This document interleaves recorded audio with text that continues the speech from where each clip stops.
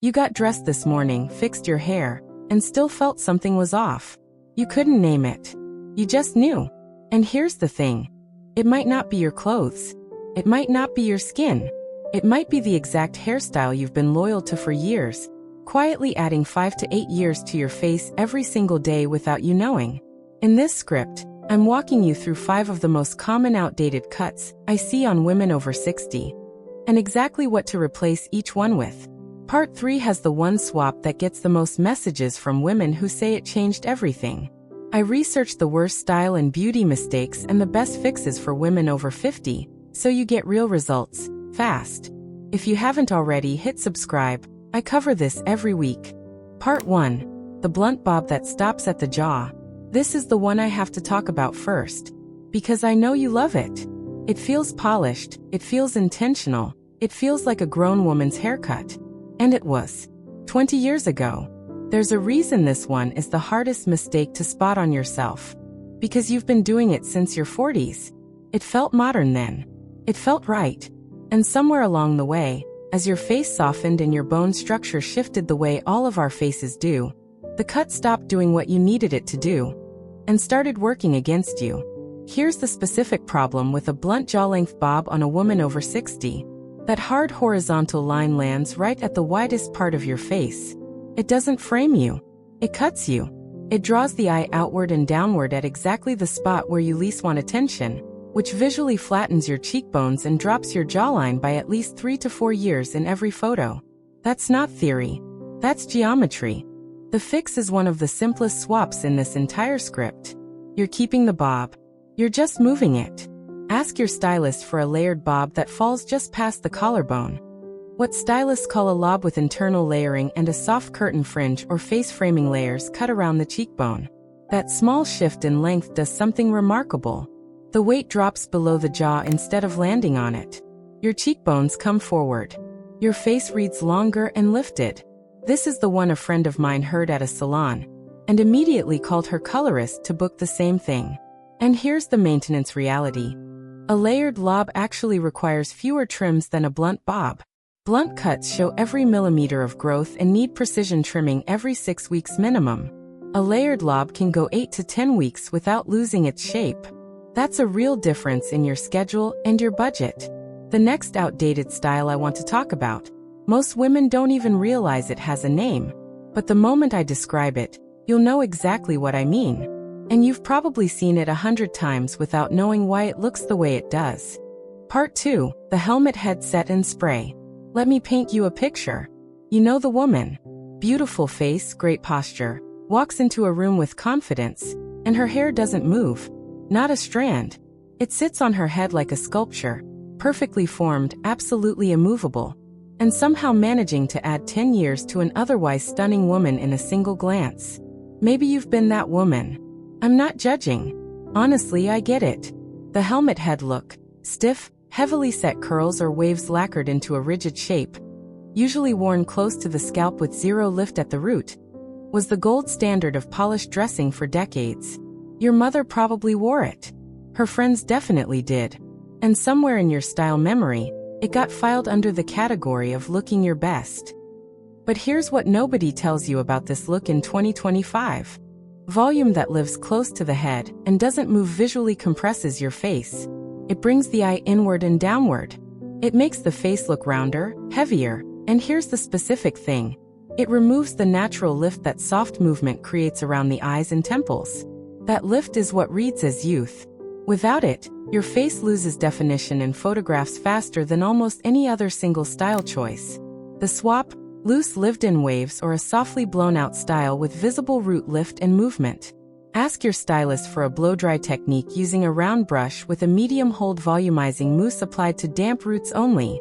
Never mid-length, never ends.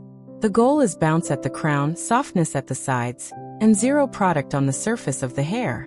Your hair should look like it moves when you turn your head. Because when your hair moves, your face reads lighter. Boom. That's it.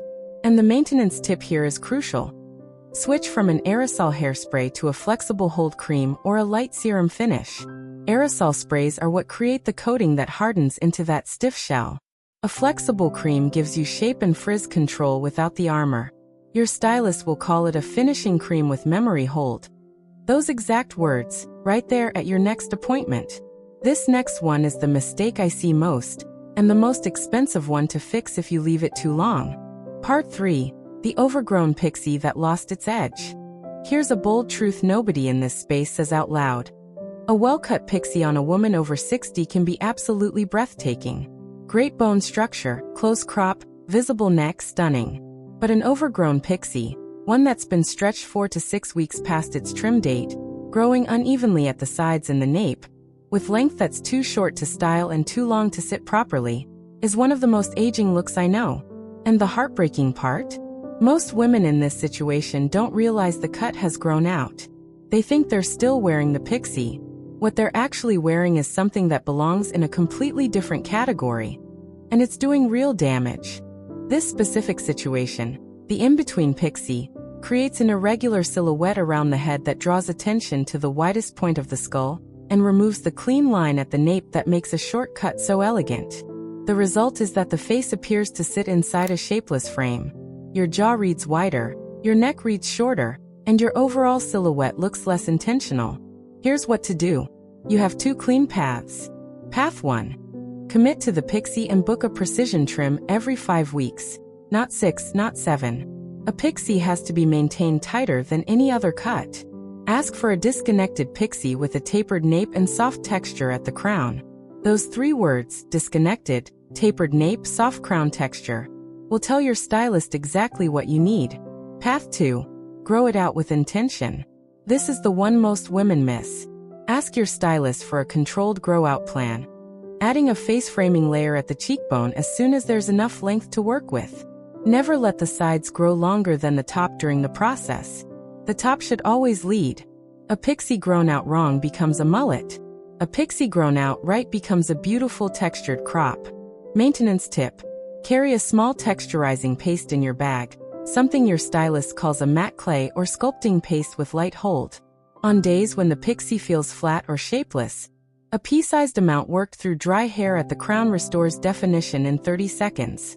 What I'm covering in the next part. Most women find it even harder to hear, but it's the one that matters most. Part 4. The center part that drags everything down. Have you ever looked in the mirror and felt like something was pulling your face downward? Like gravity had won the argument, and you couldn't figure out what it was? You tried the lipstick. You tried the blush. Nothing changed. I want you to consider that the thing pulling you down has been sitting at the crown of your head the entire time. A center part is one of the most symmetrical, mathematically even things you can do to your hair. And that's exactly the problem. Perfect symmetry draws the eye straight down. The geometry of a center part creates 2 identical falling curtains that lead the eye to the jaw, not the cheekbones. And past the age of 50, when faces have naturally softened at the lower half, a center part accelerates everything you'd rather minimize and hides everything you'd rather highlight. It's adding 4 to 6 years to your face every single morning, silently, without a single other change to your routine. The reason nobody tells you this is that center parts feel elegant. They feel balanced. They feel clean. And in your 20s and 30s, they were. The issue is that what reads as elegance on a younger face reads as weight and shadow on a mature one. The center part creates a vertical line at the exact point where faces tend to carry the most visual mass after 60. And that line pulls the eye through it. The fix costs nothing and takes approximately 4 seconds to try right now. Move your part. Not dramatically. Just shift it 1 to 2 inches to the left or right, what your stylist calls a deep side part. A deep side part creates asymmetry. Asymmetry lifts. It directs the eye from the parted side across the face and upward toward your temple, which elevates your cheekbones, slims your jaw, and this is the part one love, draws immediate attention to your eyes. Your eyes become the first thing anyone sees. This is the swap I wish someone had told me about years earlier. Maintenance tip. Use a soft bore bristle brush to train the part into its new position while your hair is still damp from washing. Hold it with a large clip or a single pin for 10 minutes while the hair sets. After 3 to 4 days, your hair will fall naturally into the new part without any effort. There's one thing about the final hairstyle mistake that nobody in this space talks about. That's next. Part 5. The flat one-length curtain. This last one is the quietest mistake on this list. It doesn't announce itself. It doesn't look obviously wrong. It just sits there. And it takes something from you so gradually that by the time you notice, you've been wearing it for years. The flat one-length curtain is exactly what it sounds like. Haircut to a single uniform length all the way around. No layers, no graduation, no internal movement. Hanging straight down on both sides of the face like a heavy curtain drawn across a window. Sometimes it's long. Sometimes it's mid-length. Either way, the effect is the same. Here's what this specific cut does to your face over 60. Weight without movement pulls down. A single-length curtain carries all its visual weight at the bottom hem, the longest, heaviest point of the cut. And that weight sits at chin or shoulder level, directly beside your lower face and jaw. The eye follows the weight. So the first place anyone looks is not your cheekbones, not your eyes. It's the bottom of your hair beside your jaw. That is the opposite of where you want the attention. And then there's what it does to your crown. One-length cuts with no internal layers collapse at the root, because there's nothing to support lift. The top of your head reads flat, which visually compresses your face, and removes the vertical length that makes any face look more refined.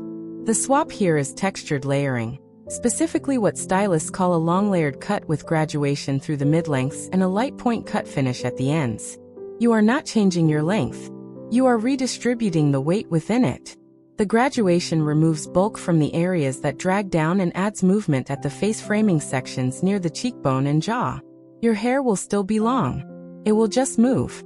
And movement is everything. The 3 words to say at your next appointment. Long layers, graduated mid-lengths, point cut. Your stylist will know exactly what that means. You don't need to explain anything beyond those 6 words. Maintenance tip. Use a lightweight argan oil serum. 1 pump. Work through your hands and press gently into the mid-lengths and ends only. This is what gives layered hair its luminous finish without weight. Your stylist will call it a serum pressed in, not combed through. That method keeps the movement intact. Combing distributes product evenly and removes exactly the texture you just created. I didn't expect part 5 to be the one people message me about most. But it always is. You just walked through 5 of the most common hairstyle mistakes quietly aging women over 60. And now you know exactly what to replace each one with, and the precise words to say at your next appointment to get it right. Wear this knowledge with the confidence it was always meant to carry. Tell me in the comments. Which of these 5 hairstyles were you wearing without realizing what it was doing? I genuinely want to know.